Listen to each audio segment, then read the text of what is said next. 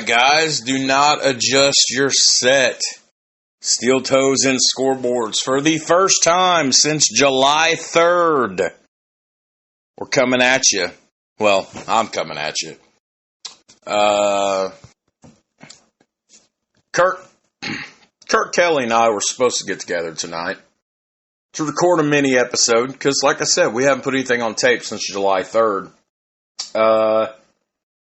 And we're scheduled, and the memory card's tapped. And I'm like, shit. So I texted him. I said, no episode tonight. But I had all these notes I put together for a Weeknight Chronicles here, and I just couldn't let these sumbitches go to waste. So, doing a little mobile recording tonight. I got the earbuds in, and we're recording right off the Podbean app here on my phone. So none of the fancy equipment's out, but hey, we're going to get some content out.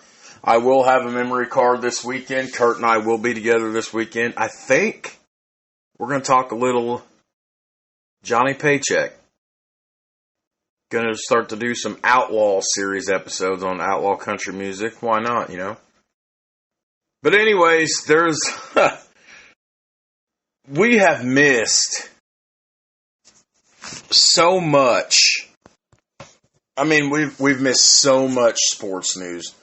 So many big things going on in the world of sports in the last 5 weeks, 6 weeks since we recorded. And like I said, the month of July just got away from us, specifically me. Kurt's always down to record. It got away from us. So I apologize. But hey, here's some content. Let's throw some new shit at you. I love the Weeknight Chronicle episodes because they're always minis. It always gives me a chance to play newscaster, sports reporter, whatever. And we're going to start. What would a solo Jared shot be here without something to deal with professional wrestling, right? So let's go ahead and open this up and let's talk a little bit about Vince McMahon. Now, Vince McMahon. We all know the story. I mean, you can go back and check out this past summer, the Weeknight Chronicles episode. You know, he got his PP spanked hard with this sexual harassment and this hush money payments and all this shit.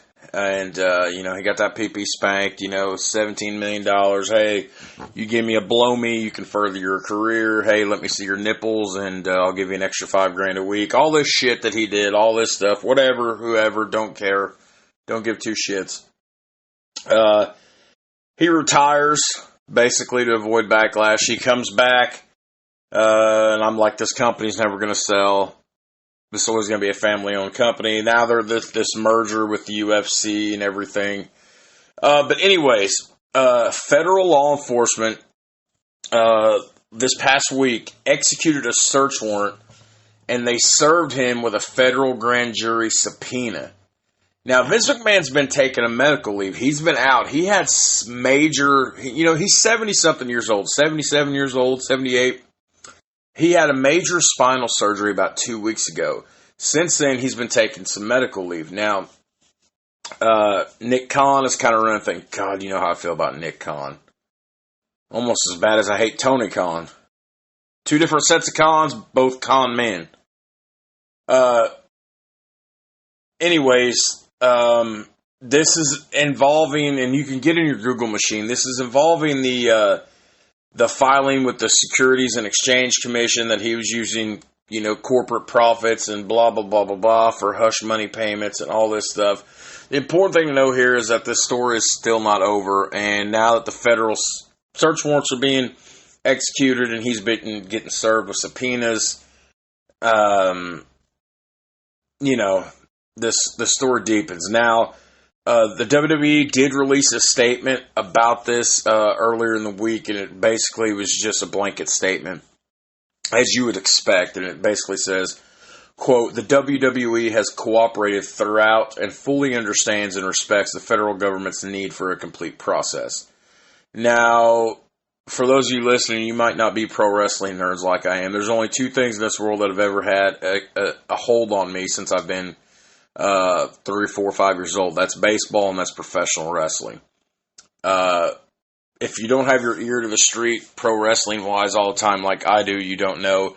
There's a lot of people in this taking Vince McMahon's side and saying the only reason the federal government's getting involved is because McMahon told him to suck his nuts, and he beat the steroid case in 1994. That's not true. I mean, that is that does make you a pretty bad son of a bitch. You take on the federal government and beat them at their own game. He did it in 94. It don't look like he's doing it in 2023. Who knows what happens? Now, this is all started because the Wall Street Journal, them fucktards over there, broke the story last year about the $3 million payment from him to an employee who had left the company following an affair. And then, of course, the story had deepened to where McMahon was passing around women to some of his top inner circle, and so much misconduct. And then anyways, the story has legs. Even if you're not a fan of professional wrestling, you're interested by stories that involve a lot of corporate greed and corporate powerhouses towing over the line and stuff like this. This is a very intriguing, enthralling story. And again, I'll keep you updated. There's a lot of stuff in here tonight where it's going to be callbacks to a lot of the things we've discussed in prior Weeknight Chronicle episodes throughout the last year and a half. But yeah, let's get back to it. So I want to jump the gun here and talk a little bit about NASCAR, and you know where I'm going with this. This is the George Floyd, Noah Gragson, what would you call it, debacle, fiasco. Maybe some people are calling it racism. Some people are claiming that NASCAR and cancel culture is far too weak. I don't really have an opinion on this situation, but you all know my opinion on cancel culture. You wouldn't have made it in Archie Bunker times back in the day. But anyways, basically, Noah Gragson, he's asked his team, his ownership, Legacy Motor Club, to release him from his contract so he can begin working towards a reinstatement. He was suspended last Saturday because he liked an insensitive meme on social media with a picture of George Floyd's face. Now, we all know about George Floyd. I mean, hell, Floyd Money Mayweather buried him in a $25,000 gold casket. So we all know who George Floyd is. And quote directly from ESPN, Floyd was a black man killed in 2020 when a white Minneapolis police officer knelt on his neck for 9.5 minutes. Thank you for reminding us, ESPN. Now, apparently he liked a meme. And here's my thing about memes. Memes are supposed to be insensitive. Memes are supposed to be dark humor. If you'd see some of the text messages I get, some of the memes I get, some of the meme groups I'm in, we would all be getting canceled. All of you listening would be getting canceled because there's not a single one of you listening, wherever you're listening in the world, that can't tell me you don't have something on your phone that's deviant, disgusting, vile, despicable, over the line, crossing the line, would get you canceled if it was ever brought to the world's attention. We all do it. However, and this is a Southern Indiana fat white redneck saying this, it's 2023, people. Yes, cancel culture is fucking stupid, but yes, color is just color, man. Like, what the fuck? We all bleed red, baby. We're all the same. I've been dealing with a lot more tolerance and openness to things in the last few years of my life here. And I don't know, man, like, it's sad that racism's still a thing. My 9-year-old, excuse me, she's 9-year-old, my middle child. About a year ago, we were somewhere at some public store. I don't know if it was Walmart, Home Depot, wherever we were. And she went to get a drink out of the water fountain. And she came back and she was smiling. And I said, "What's the matter?" And she said, "That nice brown girl over there." She said, she took a drink and I took a drink. I said, "Brown girl," and she had pointed this little Hispanic girl over there. And I said, "Oh, okay." I said, "Did you say hi?" She goes, "Yeah." She said, "Daddy, did you know a long, long time ago, like 100 million years ago?" Because this is, at the time, a 7-year-old. She's 9 now. But she goes, "Did you know 100 million years ago that some people couldn't even drink out of the same fountains if they didn't have the same color skin as me? They made them drink other fountains." She goes, "That's silly and mean." You know, like, wow, just taking it back there. Point being, we don't discuss politics on the show. I'm not getting on a political soapbox.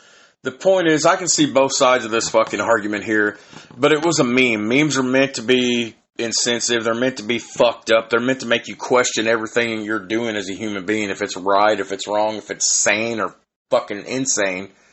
But at the same time, there's no place in the world for racism.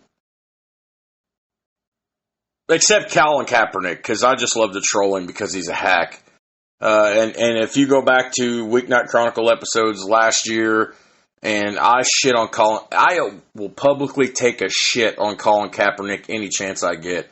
We don't get that many downloads anyway, so if we were going to get canceled, fuck it, send it, full send. Kaepernick was a fraud and a hack who played the race card to get his name running through more mouths than a porn star's dick goes in somebody's mouth. Yep, I sat there. I went there. I will publicly shit on Kaepernick any chance I get. That'll never stop. But anyways, moving on.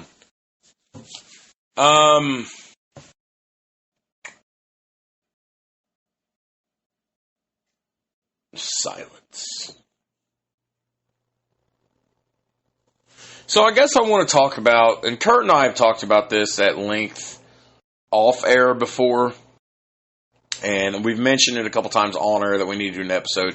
This whole conference realignment and schools jumping, and there needs to be a realignment of some professional leagues and the geographical location of teams moving conferences when you've got teams from the West Coast becoming members of the Big Ten.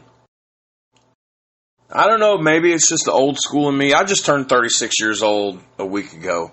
I don't know if it's the old in me, the thing that something's been that way all my life, but now you've got all these teams and everything that are switching conferences and shit. Why is Maryland a Big Ten school? Why is USC and UCLA a Big Ten school? Okay? Why is Texas in the SEC instead of being in the Big 12? What all this is going on at the same time, the Pac-12 has just fucking exploded. Now, I can remember, the same as all of you can, when it was just the Pac-10. This is one of the oldest Power 5 conferences in collegiate sports. It's a powerhouse. And then it goes to the Pac-12. Now, here you are, you're sitting this week, we're virtually looking at no more Pac-12. I don't care what schools they get. Even if they rename it and it becomes a Pac-8 or a Pac-6, it's still not going to hold the same weight that it used to. And this is going on because Washington and Oregon, another fucking West Coast schools, are going to join the Big Ten. Arizona State, and Utah are going to join the Big 12.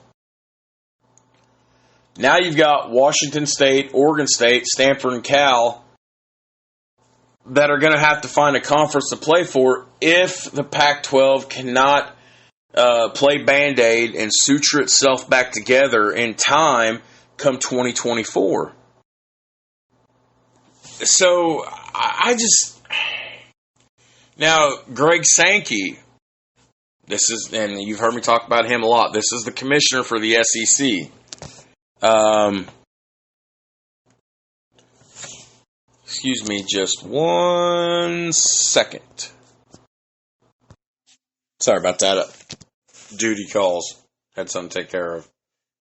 Another text message. But anyways, Greg Sankey, the SEC commissioner, he did a bit on Paul Feinbaum's show, which, by the way, I love Paul Feinbaum. I always have. He's done guest appearances on NFL Network, done some stuff, had his own show. Great fucking guy. Paul Feinbaum's show is awesome. But now, I guess Sankey was offering his opinion because because when it comes to collegiate sports, apparently everybody only knows the letters SEC, or at least when it comes to collegiate football. I hate the SEC. God, I hate the SEC. They're so overrated. Everybody thinks just since Saban came back, since what has it been now, 2010, 2009, because Saban was still coaching the Dolphins in 2007. Anyways, rambling. Sankey's offering his opinions on things, and it's a great interview. I have a whole bunch of quotes here from it. I'm not going to get into it just because it's a shitload of quotes to read. We'll just kind of talk around it. I encourage you, if this topic that we've been following in sports for the last couple of years, and especially since the implosion of the Pac-12 in recent days, interests you at all, go out of your way to get on YouTube, to get on social media, to check out the interview Sankey did with Paul Feinbaum's show. I may hate the SEC, I may not like Greg Sankey, but Sankey made a lot of good points about some things and offered his opinion on what could possibly be done. So where I think this is going is I don't think you're ever going to see a Pac-12 or a Pac-10 together again. I don't know what the process is here. I've never seen nothing like this before. In my mind, I don't know how it works, but in my mind, it either they become a very smaller conference, now like a Pac-6, a Pac-8, or there's just no more Pac at all, which I don't believe will happen because being out there, you have to have a conference on the Pacific side of the country. You have to. The Mountain West ain't going to be big enough to carry anything. And hell, the Mountain West has got its own stuff going on. You can go back to some of our past few Weeknight Chronicles episodes where I think we talked at length about the Mountain West Conference. It might have even been the last Weeknight episode we did. I can't remember. But the Mountain West Conference has its own shit going on right now. So, I think... And here's what's interesting. I want you guys to think about this, and, you give me your opinion, which you guys never really do. But if there is no more Pac-12, and say they become like a Pac-8 or a Pac-6 or whatever, is it still a Power 5 conference? Are they still a Power 5 conference without being a Pac-12? It's interesting. I love these things. I've been drinking these vitamin water lemonades. They're so good.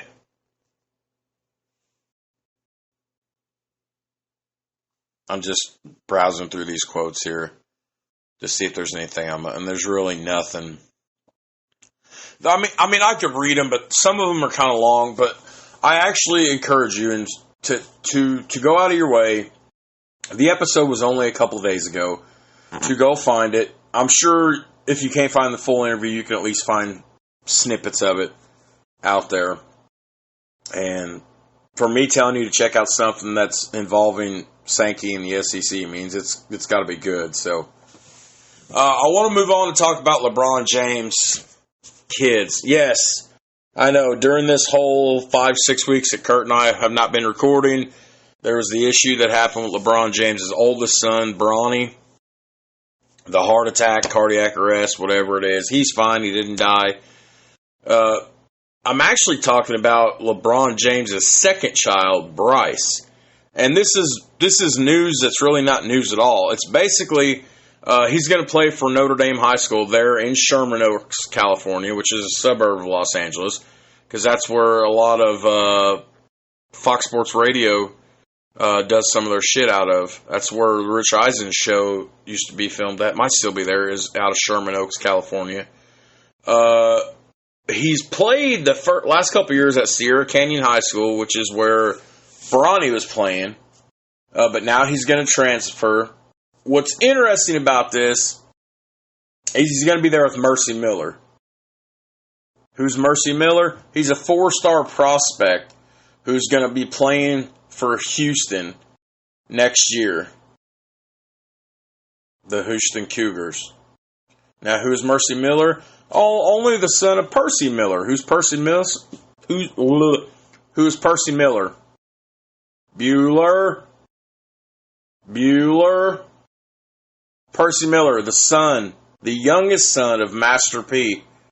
Oh, everybody knows New Orleans Master P. No Limit Soldiers.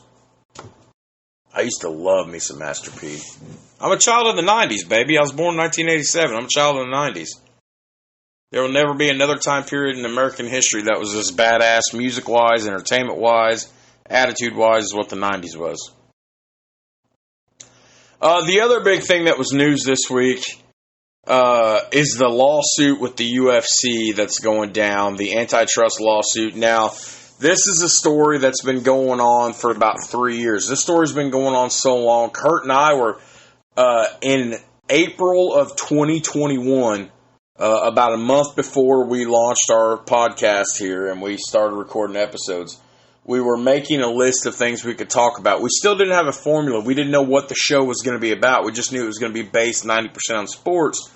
And I thought it would be just like, hey, we're going to talk about this hot topic. Oh, hey, we're going to talk about this hot topic. That's not at all what it was. We ended up doing histories and telling stories and da-da-da-da. But one of the episodes I told Kurt we should do is like, hey, let's talk about this money-grabbing UFC lawsuit where all these fighters and everybody are suing the UFC saying they're making money off of them and class action suit. Anyways, shit's going down. So there's a federal judge coming out of the U.S. District Court for Nevada. He's granted the plaintiff's class certification for this lawsuit against the UFC. Now, it's a class action suit, meaning there's about 1,200 fighters who can sue the UFC as a collective for alleged unfair business practices. Now, what's the time period on this? Well, this time period goes from December 16th of 2010 all the way to June 30th of 2017. Of course, now the UFC is owned by Endeavor. Endeavor just is going to be merging with the WWE at the end of the year. There's pockets galore. They're going to fight this. Their attorneys are going to be working clock overtime, making money. I guarantee you the UFC will appeal this. This lawsuit's been kicked around for 9 years now. But the antitrust lawsuit 3 years ago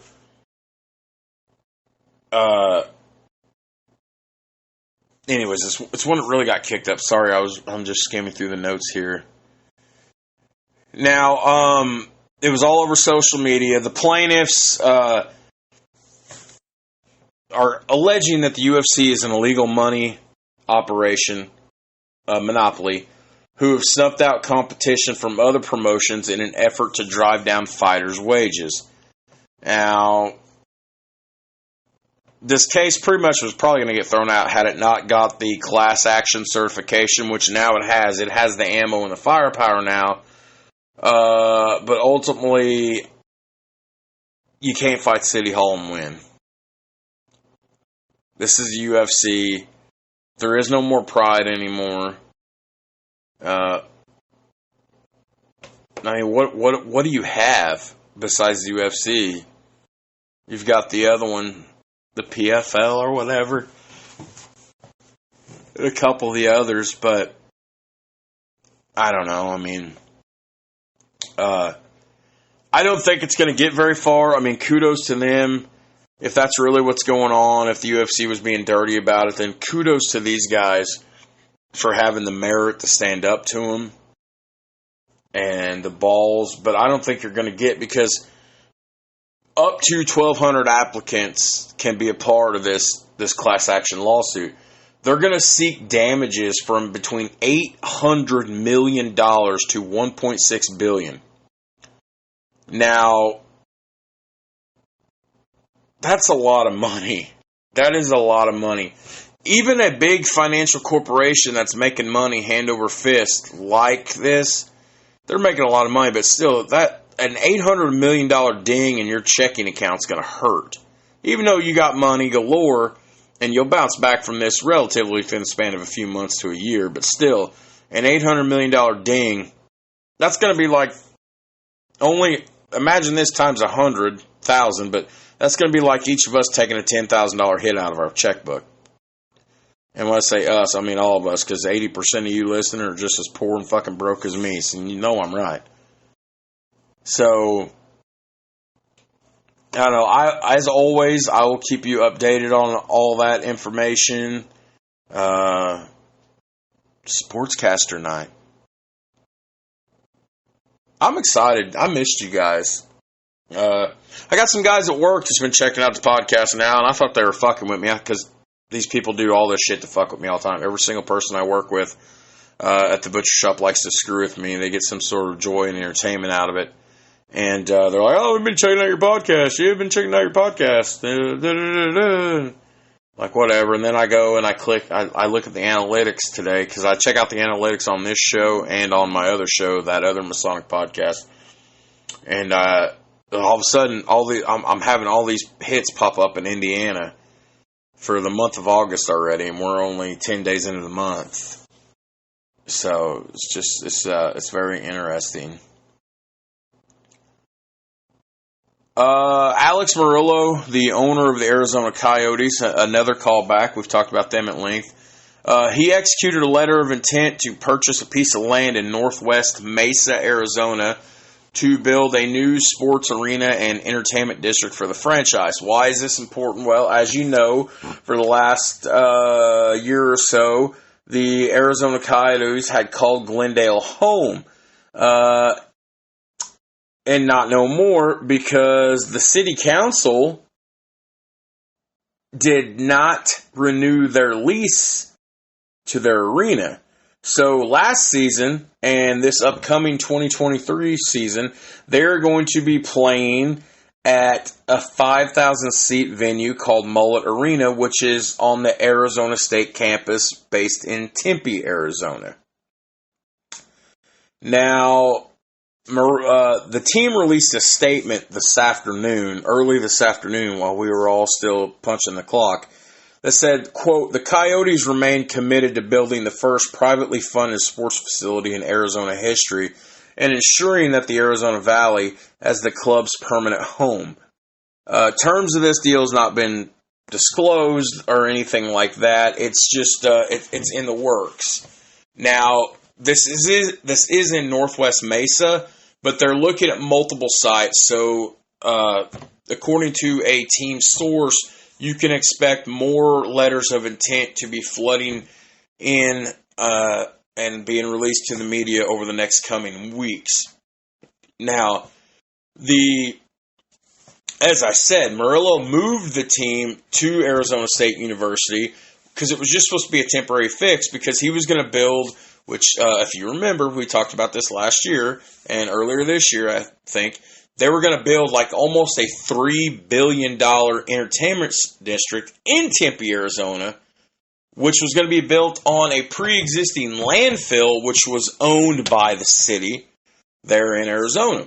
Of course, that plan got rejected by voters on a special election ballot in May, which disappointed both the Coyotes ownership as well as the commissioner, Gary Bettman.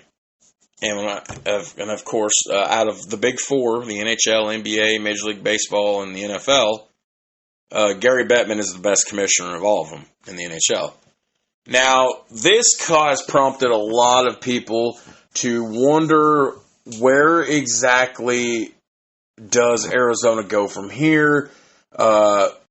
Should there be relocation? Now, it's funny because a lot of people don't want to see them leave, but yet they're doing nothing to help further this to keep them here. Now, there's no hockey in Houston. The only hockey in the state of Texas is Dallas. There's no professional sports in Salt Lake City, Utah, except for the Jazz. Both areas kind of did an off-the-chain kind of reach out. There's interest there. But, of course, at the end of the day, Murillo would like to keep the team in the Valley. Now, just about a month and a half ago, the CEO, the guy right under, the guy right under the guy.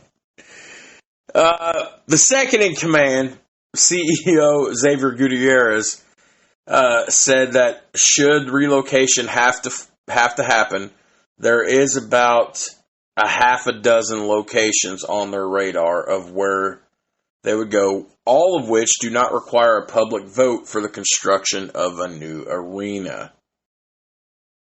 Now, where those are at, they didn't say.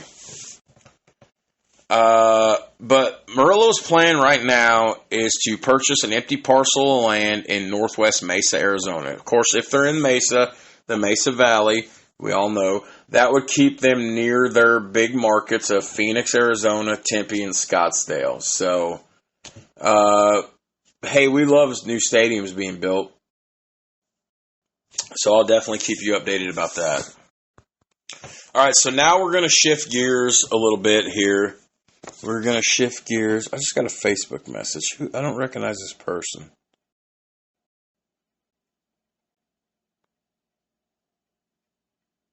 Excuse me, I'm reading my messages. Did I pause this? No, of course I didn't.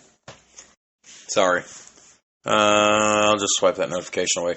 Okay, now we're going to switch gears a little bit, and we're going to go to the NFL, and we have back to back PP spankings. I love saying that. Yeah, somebody checked out the podcast before. A friend of mine, he goes, I gotta ask. He goes, I laugh every time I see it in the episode titles or in the description. You say it. He goes, what does a PP spanking mean? A PP spanking is a Mark Edge term. I know that name don't mean anything to you, and he'll never hear this, but Mark Edge was one of my favorite people I ever worked with in the 10 years I spent working in the cast iron foundry and the steel mill. And when I would do something wrong and get jumped by the supervisor or get yelled at, Mark would take his hand and he would swat it forward a little bit. He would just stick it right in the middle there and just swat forward. He goes, done got that PP spanked, which meant yours in trouble, you know. Not an ass whipping. An ass whipping be easier. A PP spanking's worse. Yo, Blue, you done got that PP spanked, Blue. You know, because our hard hats are blue. He called me Blue. Blue, you done got that PP spanked.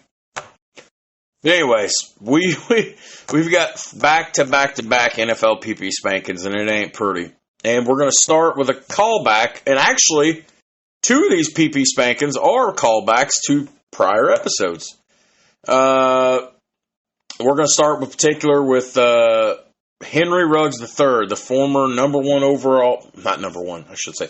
the former first-round pick for the very first year that we had the Las Vegas Raiders. Of course, you guys remember in November of 2021, he was involved in a drunken driving crash that killed a woman and her dog. Oh, yeah, a car went out in a blaze of fire and everything else. He was sentenced this morning to 3 to 10 years in prison. 3 to 10 years. Now, let me tell you something about what I've always said about rich people and famous people and celebrities aren't held to the same standards as we are. He was driving over 100 miles an hour, which we'll get to in a minute. This was tragic. The car exploded. It was a tragic accident.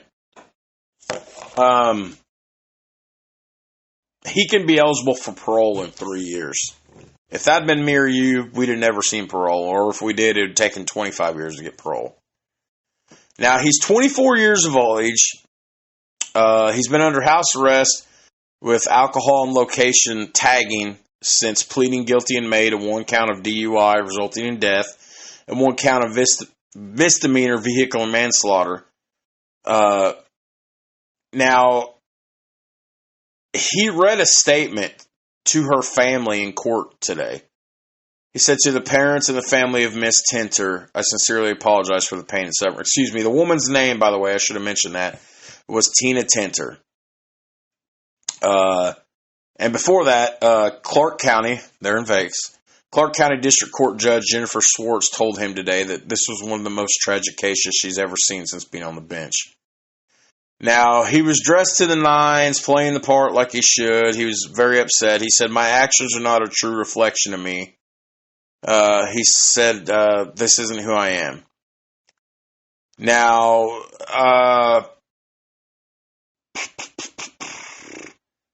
let me see here. Now, what gets me about this is that the DA's office, the DA, Eric Bowman, said that he left Ruggs' file, permanently on his desk for 2 years. Said he used to stop at this lady's memorial, left tennis balls for her dog. He said, "What sticks with me most about this case is the crash didn't kill her. She could have walked away from the impact and lived a completely different life, but she burned to death, and her dog burned to death, and she suffered. It haunts me." Now, she was 23, her and her dog. It's very sad. Now, for a refresher, as much as this is, sucks to talk about. This was November 2nd, 2021. He reached speeds of 156 mile an hour in his Stingray Corvette, of all things. And he just fucking launched into her RAV4, which was going just over 40 miles an hour. Now, her car moved like almost 600 feet. So, a few hours after the crash, Mr. Celebrity Boy here had a blood draw at the hospital. He tested a .161, which is more than twice the legal limit of .08. Now, I guess what happened was he was out with some homies at a Top Golf on the Las Vegas Strip.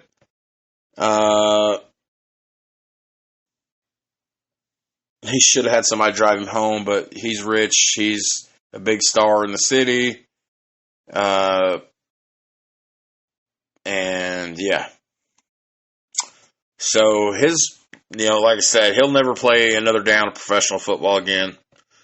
If I remember right, I think the Raiders cut him hours after the crash. And I mean, it wasn't even a full count. It was just a few hours after. And rightfully so. You fucked up. Not only did you fuck up, you took the life of a woman. Okay, not only did you take the life of a woman, sometimes accidents happen. You take the life of a woman, it's a bad crash. You fucking were running 150 plus miles an hour. And you hit this bitch so hard, her car moved 600 feet. And she couldn't get out of the car. Her and her dog burned to death. Or your drunken rich ass was just sitting there. So,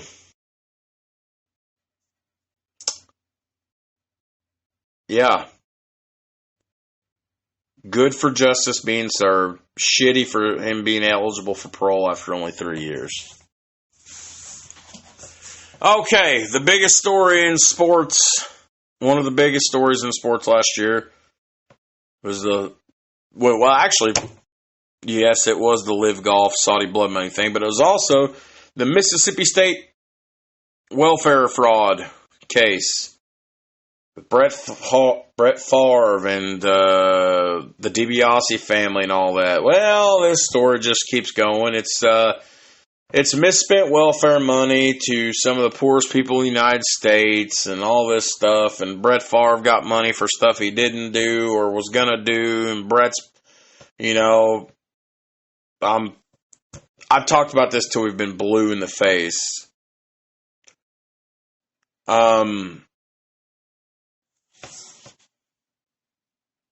Brett has asked to be removed as a defendant in this civil lawsuit that's asking for millions. Now, a panel of 3 judges got together yesterday and denied an appeal from Favre.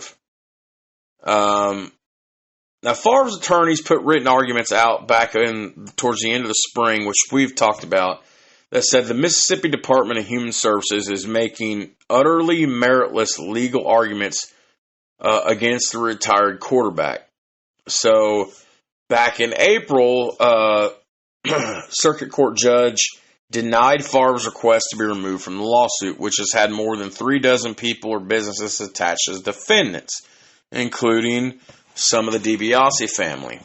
Now, basically, for refreshers, we've talked about till we've been blue in the face. This appropriates to millions of federal welfare dollars for low-income residents in the state of Mississippi, which has obviously always been one of the poorest states in the nation. It was squandered away on projects supported by wealthy and connected people from 2016, 17, 18, and 19, according to what the prosecutors in this case say. Now, the Department of Human Services lawsuit filed last year is dealing with some of these TANF funds. TANF stands for Temporary Assistance for the Needy. Temporary Assistance for Needy Families. Now, this was, sorry, I'm trying to find my notes, because I've kept a sidebar of notes on this story anyways. This was dealing with $5 million for a volleyball arena where he played college ball at, where his daughter was playing at the time. Another $2 million toward the development of a concussion treatment drug, which we've talked about. Now, there's been no charges brought against Brett Favre since this whole thing has started, since this whole thing got kicked up last year. Favre has denied any involvement in anything. Now, attorneys for the state of Mississippi have said that Favre took over $1 million in TANF funds for speeches he never made. Okay, now, Favre has repaid that, the state's attorney wrote, but he has neither repaid the $1.7 million he arranged for his drug company, Provocus, to receive in exchange for giving stock, or the $5 million he orchestrated for the USM athletic department to receive a volleyball facility. Now, Favre's attorneys argue that the Department of Human Services is suing the Hall of Famer to deflect from the department's own role in allowing fraud. Same thing I tell you every time. It's a very fascinating story. I urge everybody to look into it if you're curious. This is just like the Live Golf and PGA story before their merger. There's something interesting about this every day. It's a fascinating thing. Third generation professional wrestler Ted DiBiase Jr., son of one of the greatest heels in the history of the wrestling business, the $1 Million Man Ted DiBiase. Teddy Jr. and his brother Mike, they're in some shit. Teddy's looking at hard time and millions of dollars of being just, yeah. And then the CEO of the San Francisco 49ers, which this is a segue. I guess I'm done talking about the Brett Favre thing now. Jed York is in some deep shit, getting his pee-pee spanked over insider trading and violations of the federal security laws. This is connected to him being a part of the board of directors on a company called Chegg, which is an educational company based in Santa Clara, California. According to the report, him and the other directors are accused of concealing the company's role in helping students cheat on online tests.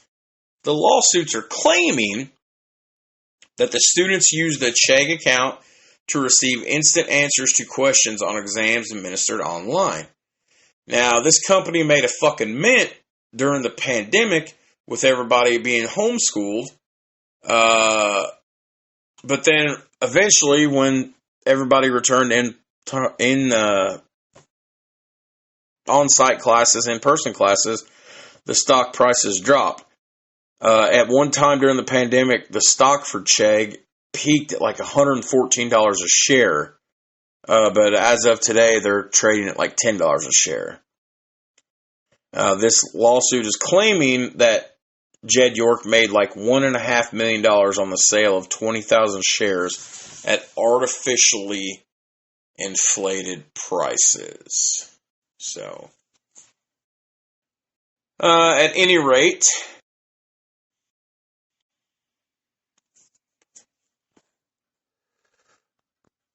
try to wrap it up here. Sorry, my phone keeps going off. I keep getting, we just had to make it this, this will be a mini almost. I guess the last thing I was going to talk about, and I wasn't going to, but I'm going to have to end this early. So, a little content's better than no content, right? I want to talk about this whole, Indianapolis Colts with Jonathan Taylor thing. And actually, I don't even really want to talk about Jonathan Taylor. Taylor was a beast in 2021. Taylor did not perform in 2022.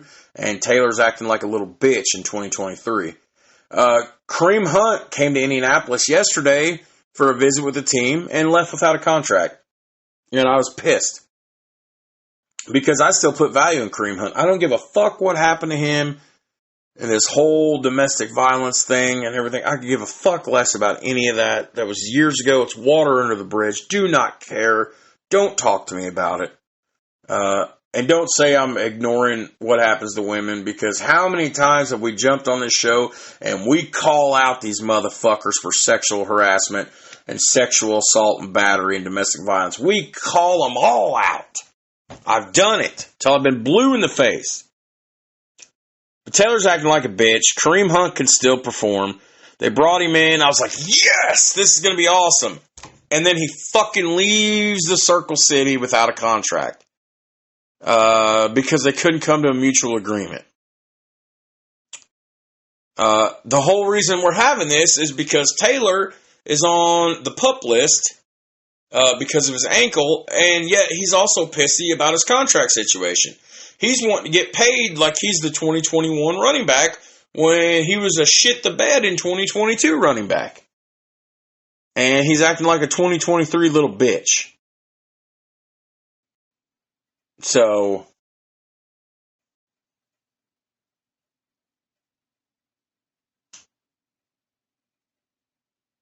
damn it, I keep getting interrupted. Okay. Well, everybody, I'm sorry. I apologize. This will be the worst episode we've ever done. We're gonna have to end it here. I encourage you. There's a couple other things I was going to talk about tonight that I haven't got to. That's a little bit of tennis talk. You can make $65 million playing in a tennis major this year. That's the prize money and shit for the U.S. Open. $65 million to play tennis. How impressive is that? That's never been done. That's phenomenal. Of course, the Open will go down starting at the end of August, and it should conclude on around about 9/11. So this is awesome. And then the other thing I wanted to talk about is there actually is some live golf, PGA golf news, and that's basically the commissioner of the PGA, Jay Monahan's, talking about when he came back from a medical leave, because he was in a medical leave because this whole pissing contest between him and live golf just ruined the dude's mental health. And there's some great information about that and this continued merger between the Saudi Arabia Public Investment Fund, DP World Tour, and the PGA, this three-headed brain trust merger.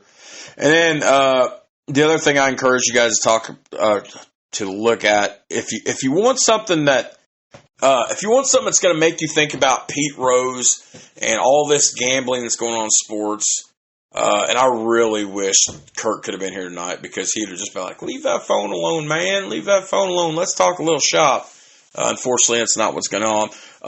This Pete Rose and betting on baseball, and these young kids getting suspended by the NBA and the NFL for the sports betting and everything. There's some news that came out about Phil Mickelson today, about him betting more than $1 billion with a B on football, basketball, baseball over the last 3 decades. And he even tried to place a $500,000 bet on Team USA about a decade ago in the Ryder Cup that he played in. Now I have your attention, because a lot of you are listening are thinking about Pete Rose. In 2012, Mickelson was on Team USA for the Ryder Cup. He tried to place a $500,000 bet on the team. Yeah, I do. Yeah, okay, gotcha. All right. Google this story. Google this story. You won't regret it. It'll be awesome. And I think that about wraps it up. Guys, I'm so sorry for the brief version tonight. But, it is what it is. Some things come up I have to take care of. I had these notes done. Kurt and I were going to record. Then the memory card was full on our recording equipment. And I was like, shit. I was like, just don't worry about it, bro. And I'm like, you know what? I got these notes pulled up. I'll just throw in the earbuds. I'll get on the Podbean app, which I don't use a lot of now. So here we are. But at any rate, guys, I want to apologize for the 5 or 6 week absence.